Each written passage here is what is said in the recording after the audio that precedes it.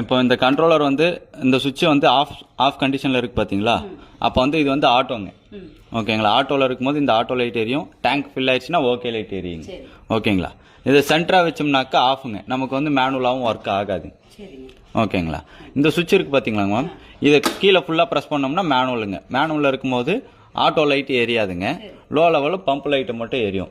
இந்த மேனுவல் எதுக்காக அப்படின்னாக்கா, இப்போ நீங்கள் இந்த கேட் வால் ஓப்பன் பண்ணி வெளியே கார்டனுக்கு தண்ணி விட்டுக்குங்க அப்படின்னு சொன்னாங்க இல்லைங்களா?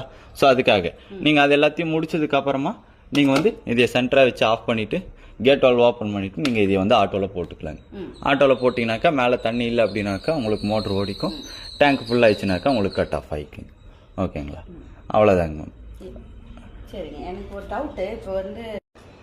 இப்போ இது இந்த லெவலில் இருந்தாக்கா மோட்ரு வந்து ஆஃப் மோடுங்க. இப்போ இது அப்படியே தண்ணி குறைய அப்படி கீழே வருங்க. இப்படி தொங்குச்சுனாக்கா நமக்கு இப்போ ஒரு 15 செகண்ட்ஸில் வந்து இப்போ மோட்ரு ஆன் ஆகுங்க.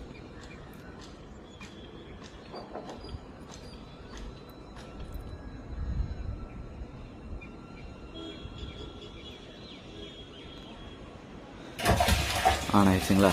தண்ணி வந்துக்கிட்டு இருக்கு. திரும்பவும் வந்து தண்ணி நிறைய அந்த ஃப்ளோட் இப்படி வரும். இப்படி வந்த உடனே கட் ஆஃப் ஆயிடும்.